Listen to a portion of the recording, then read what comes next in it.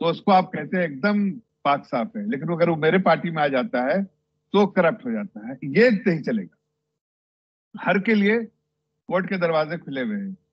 Agencies अपना काम करते रही। केश पैरेट उनके समय में आया था, सुप्रीम कोर्ट का ऑब्जर्वेशन था। हमारे समय में कोई नहीं। हम बार बार ताल ठोक के कहते हैं कि भाई एजेंसीज को अपना काम करने देना चाहिए, चाहे वो कोई भी हो। कानून की नजर में सब बराबर है।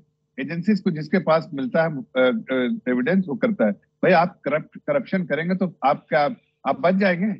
करप्शन करेंगे तो पकड़ाएंगे ही। तो एजेंसीज को क्यों दोष दे रहे हैं? एजेंसीज तो वही काम कर रही है जो उसका काम के लिए रखा गया है, बनाया गया है भारत की सरकार के द्वारा। हमने तो बनाया नहीं, पहले से एजेंसीज हैं। ये सिर्फ अपना काम कर रही हैं इंडिपेंडेंट। उसमें इसमें जो भी सार्वजनिक करवा दीजिए जफर भाई, फिर हम बताते कि क्या भ्रष्टाचार हुआ है। किसी एक विभाग की फाइलें दिखवा दीजिए, किसी एक फाइल किसी एक विभाग की 11 में से 11 विभाग के मंत्रियों को हटाया गया था। किसी एक मंत्रिमंडल किसी एक मंत्री की फाइलें दिखवा दीजिए, हम बताइए भ्रष्टाचार क्या हुआ है और कैसे हुआ है और कितना हुआ है। बृजमोहन श्रीवास्तव जी, हमारी पार्टी हो या आपकी पार्टी हो, चाहे जो भी करप्शन करेगा, पॉलिसी एक ही है, 0 टॉलरेंस। आप भी पकड़े जाएंगे और हमारे पार्टी के लोग भी पकड़े जाएंगे। आप डरते क्यों हैं? फाइलों तक पहुंचने दीजिए हमको। करप्शन कोई करता ही नहीं हमारे पार्टी के बारे में। आप जिस पार्टी के साथ आप थे, जिस पार्टी के साथ थे आप पहले सरकार में, यूपीए सरकार में, आप उस वक्त की सरकार के बारे में क्या कहा जाता भूल गए क्या? पूरी दुनिया कहती थी जो है गवर्नमेंट ऑफ स्कैम्स एंड नहीं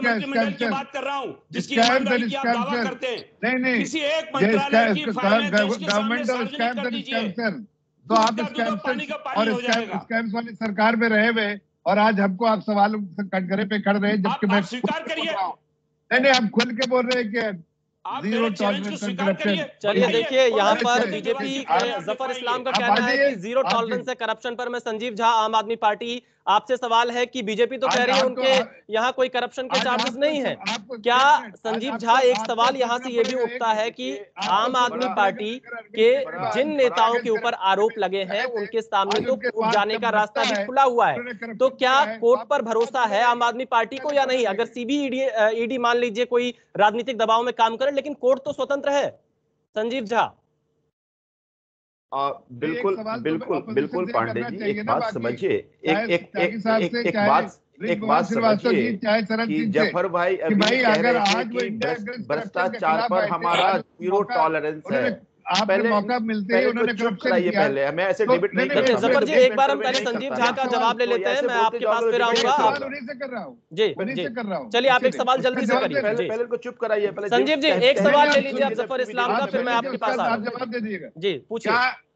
Kejriwal ji India against corruption के बेसिस पे सत्ता में आए थे। मैं यहाँ पर बैठे हुए पैनल में सभी से पूछ रहा हूँ कि जब इन्होंने सत्ता में आते ही मलाई खाना शुरू किया, ऐसे में जब करप्शन किया है तो आप इनके साथ खड़े हैं कि आप इनके अगेंस्ट खड़े रहना चाहते हैं? जरा ये बता दीजिए। मैं इस सवाल का जवाब सभी से लूंगा। संजीव झा, मेरा सवाल आपसे यही है कि क्या कोर्ट पर आम आदमी पार्टी को भरोसा है या नहीं? अभी जिस तरह की बात जफर इस्लाम जी कह रहे थे कि भ्रष्टाचार पर 0 टॉलरेंस है, तो ऐसा लगता है कोई नटवर लाल का गैंग ईमानदारी की बात कर रहा है। एक बात बताइए आप, कर्नाटक में इनकी सरकार है, कर्नाटक में वहां के ठेकेदारों ने लिखा था कि 40% कमीशन मांग रहे हैं। 40% कमीशन की सरकार, एकनाथ शिंदे किस तरह से खरीद करके वहां पे सरकार बनाई गई और किस तरह की लूट है सबके सामने। बगल में हरियाणा है, आप किसी से पूछ लीजिए, बिना पैसे ले दिए काम नहीं होता। आसाम जाइए, जहां जहां इनकी सरकार है, आप कैमरा लेके जाइए, आम लोगों से पूछिए क्या भ्रष्टाचार का आलम। ये कहते हैं भ्रष्टाचार पर 0 टॉलरेंस है। इन्हीं के गवर्नर थे ना, अभी क्या क्या कहा है, क्या क्या सनसनीखेज खुलासे किए, क्यों नहीं रोंगटे करे होते हैं। सर्टिफिकेट अपने आप ये दे देते। एक बात जान लीजिए, अरविंद केजरीवाल अगर भ्रष्टाचार करना होता तो वो इनकम टैक्स में कमिश्नर था, सर कर लिया होता, उसको राजनीति में आने की जरूरत नहीं थी।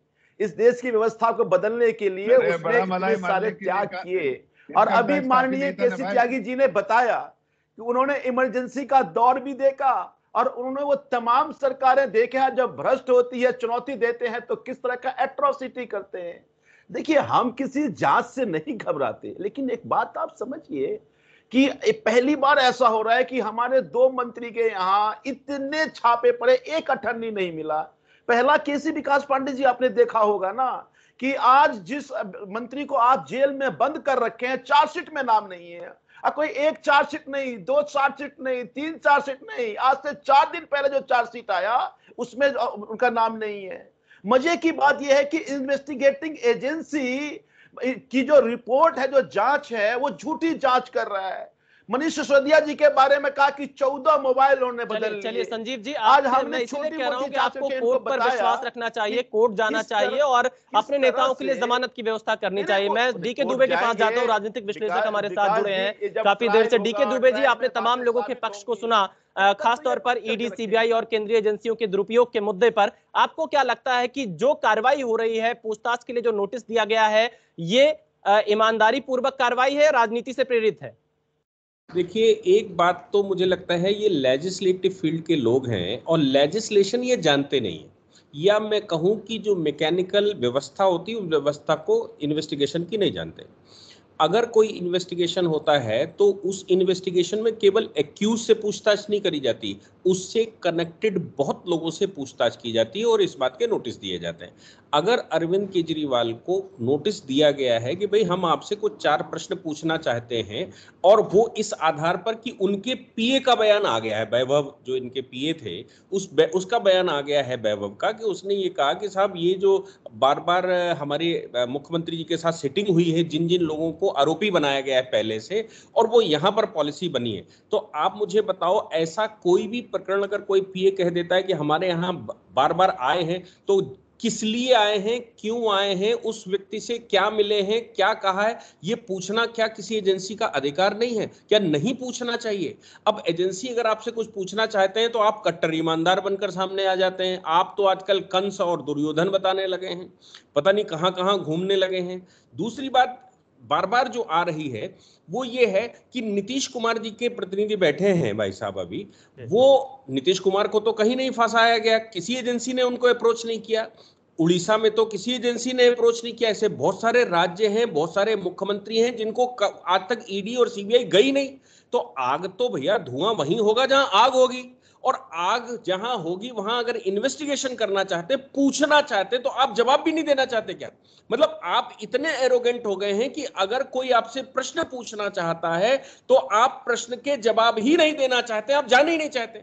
और साथ में बयान आपको याद है ना जो कहा था दिल्ली के मालिक हम हैं, ठोक ठोक कर दिल्ली के मालिक हम हैं, दिल्ली के मालिक हम हैं, ये सब बाकी मालिक कहां से आ गए? इसका मतलब तो बिल्कुल मोनार्की दिखाई दे रही है कि साहब अब हम बैठ गए हैं तो अब हमसे कोई प्रश्न कर ही नहीं सकता। चलिए मैं कांग्रेस के चरण सिंह सापरा के पास जाता हूं। डीके दुबे जी, मैं आपके पास आऊंगा। चरण सिंह सापरा जी, आपने मेरे पहले सवाल का जवाब अब तक नहीं दिया, लेकिन मैं दूसरा सवाल आपसे पूछता हूं कि जब आपकी सरकार थी केंद्र में 2004 से लेकर 2014 तक,